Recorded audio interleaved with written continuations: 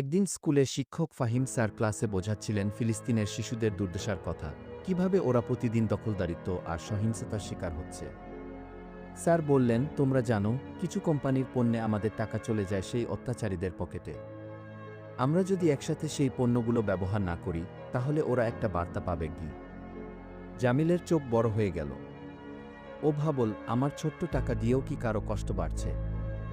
সেদিন থেকেই দোকানে কিছু পণ্যের পাশে ছোট্ট করে কাগজে লিখে রাখ, এই পণ্য ইসরায়েল সমর্থন করে, কিনবেন না ঘি।